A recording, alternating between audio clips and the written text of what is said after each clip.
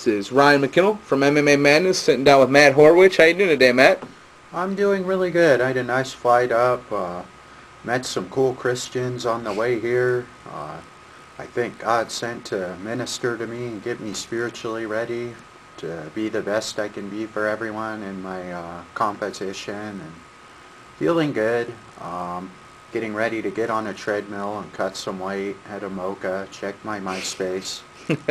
The usual. Yeah, the usual. See, fighters aren't different than anyone else, people.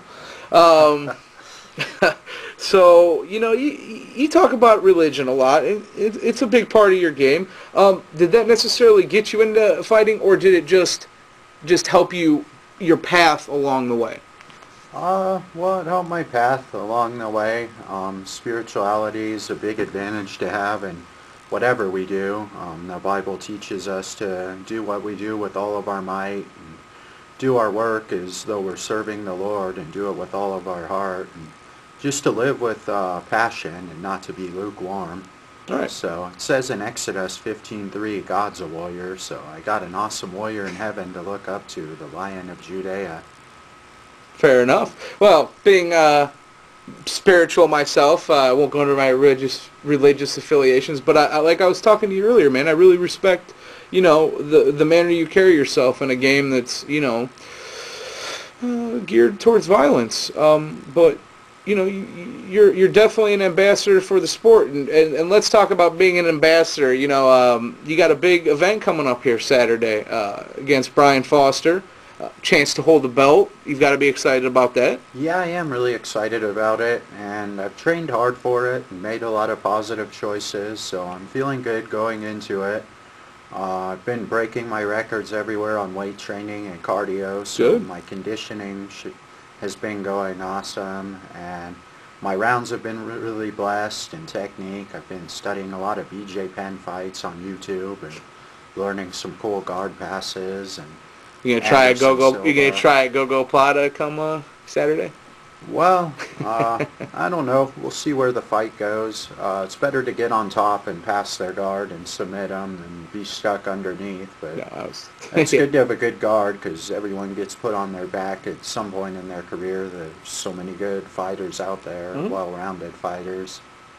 Well, let's talk about your training. You're up there with Linland and those guys up at Team Quest, right? Yeah. How's that been going for you? It's been going awesome. I'm thankful to have a great coach like Matt Linland and so many awesome middleweights to work with. I mean, 3 of us in the Grand Prix all trained together, me and Brian Foster and Benji. So that just says a lot for the group that we have to work with there, and the Northwest and Henderson's Team Quest and everyone. And I guess most friends have some beers and fight each other for free on weekends. At least we get to do what we like doing and make some money at it, and make positive choices. And so I'm honored to fight him here in the Grand Prix. It'll be awesome. Well, what are your plans for next year? We got the draft implemented, all that good stuff. How do you think, the Wolfpack's going to come together? What do you see happening with that team?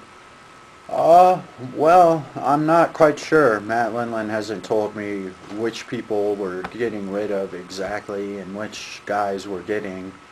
Right. So I just concentrate on training, and I guess Matt Linland deals with the rest of it. Of course. The business. Of course. So I'm not quite sure how the draft's going to look and who we're going to have. I've heard we're going to have Jake Ellenberg, and I like Jake. He's good people. He's a hard worker, so he'll be good to have. And I don't know what the rest is. Are you gonna... Devin's not on the team, so good heavyweights are hard to find.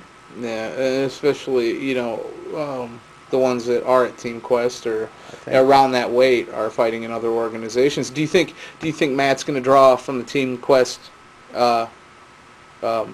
stock, so to speak? Well, yeah, he prefers to give it to people who live with us and train with us. Right. But as far as heavyweights, we don't have a whole lot of them. Jay Whitehead, he fights at light heavyweight and heavyweight, and I'm sure he would like to be on a team that's doing better. So who knows what Matt Linland's thinking. Yeah. He's a smart guy, though. He'll make some good choices on it. Well, fair enough. Well, why don't you tell us about your training for Brian Foster? Run through a typical day down at Team Quest with you guys. Well, what's a typical day like down there? They work you hard, don't they? Yeah, we work really hard. We got a really good boxing coach that puts us through a really sick cardio workout that's a killer. We do like hard rounds on the bag, 3-minute rounds at the end. And we do a whole bunch of those, and then we do like punching sprints where we try to do 300 punches in the 3 minutes or 2 minutes, whatever it is. I'm not exactly sure, but then we Doesn't do matter at that 3-minute point, jump does rope it? rounds. No, you just wait for it to be over and give it all you got. Right. And that's really intense. And I weight train 2 to 3 times a week, and I try to learn everything I can and soak up all the knowledge I can from any other good fighters I can work with. I learned stuff from BJ Penn, both from training with him and studying his fights, seeing what he's doing and rewinding it. And we had Eddie Bravo come out and do a seminar, and he showed me some really sick new stuff. He's always been a good friend, and I like to go to Hollywood and hang out at his school and work with the Muay Thai coach there, Chris Riley. Mm-hmm. And I've been wanting to get some work in with Rob Kamen on my stand-up, but he's a busy guy. He's always traveling to UFC with Hermes Franca or something. I heard Hermes left the Armory. I don't know if that's true or Left where? the Armory. Wasn't he training at the Armory?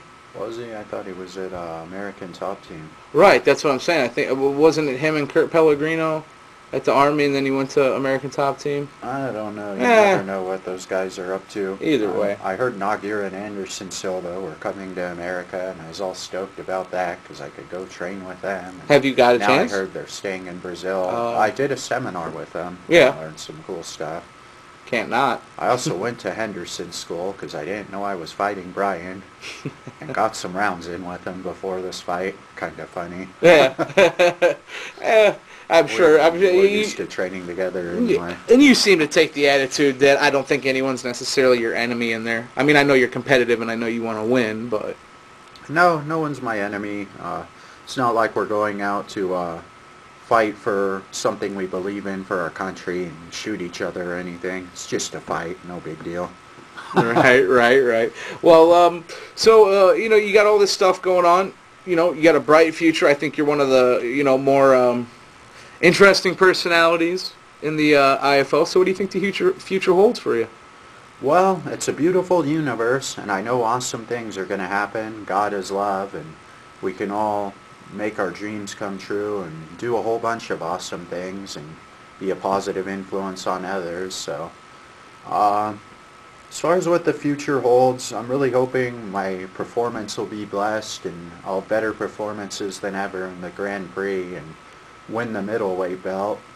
But it's not wise to boast of tomorrow because you don't know what tomorrow brings. So the only prediction or the only thing I'm concentrating on is going in and doing my best and giving it my best shot by Jesus' grace and being relaxed and focused, doing the correct technique, and the future will take care of itself beyond that.